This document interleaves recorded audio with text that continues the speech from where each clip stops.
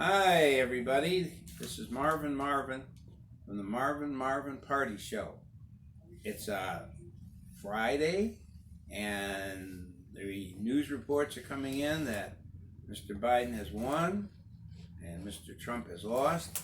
What's remarkable about this campaign is the closeness of the in each state. It's a matter of just a few thousand or a few percentage points, and which means definitely our country is really divided.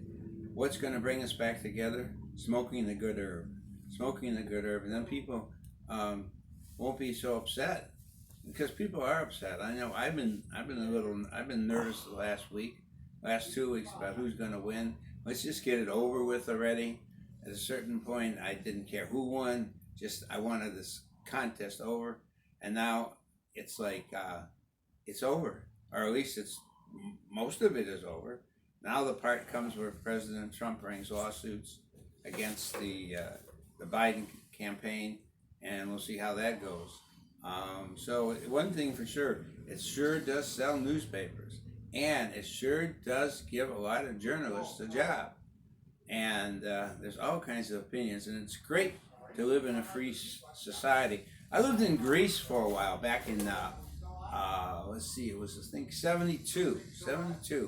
It was and Greece was under a military dictatorship, and it's interesting because the newspaper that came out was a simply government decree after government decree. It said, like, today in region number 7, the minister of propaganda made the following announcement. And the next article, today in region number 4, the propaganda minister or the president and it was all just government decree after government decree. There were no cartoons and there were no sports. It was just like a government. And I said, I like living in America because we get sports and we get we get other things besides government decree. And I think we're seeing it right now in America, the workings of democracy, the workings of where the people have a right to vote, and they're voting. And even though dumb people want to stop the vote, I think the vote should go on so everybody has a chance to vote. In fact, I have an opinion that we should lower the voting age from 18 to, I don't know, something less than 18. I think we should have a conversation about that.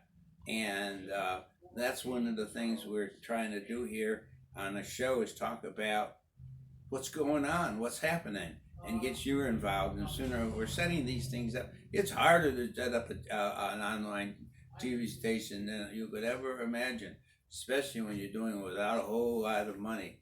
Hey, the hemp thing, cannabis thing, the pot thing, 1 in 5 states. That's really fucking great. You know, that's amazing. You know, for those of us who live in Michigan, I mean, we've already accepted the fact that we've got legal weed, that we don't get busted if we're out and about with a little bit of joint. I'm not sure it is if you're smoking in your car. I don't think it's a good idea to smoke in your car. I think it's a good idea to carry some spray in your car so you don't give the police officer a question as to whether or not you're driving intoxicated. So, you know, cover it up. Cover up the smoke. Leave your windows open. Find a safe place. You know, it isn't like marijuana is all totally legalized and shit. It's kind of decriminalized. It's kind of on the verge of legalization. I don't know. I'm confused. That's why we're going to have some experts come on here and talk to you about some lawyers and stuff like that. Come in and tell you about what's going on in the legal system in Michigan and around the country and around the world. I could never figure out why this is. Once I made the conversion from being anti-marijuana to being pro-marijuana, it was hard to put me back in the box.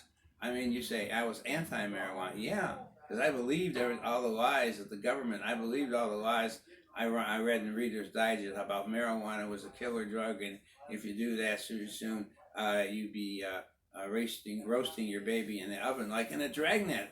Boy, these kids were high on pot. Or maybe it was acid then, but they cooked their baby because they were so messed up. All because of drugs, kids. Warning you, kids, stay away from drugs. You know, stay away from drugs. I had the pleasure when I was down in Jamaica of meeting with the leader of the Rastafarian church, and he told me something very interesting. He said, and I have this wrong, please forgive me, that They didn't encourage younger people. They wanted to smoke.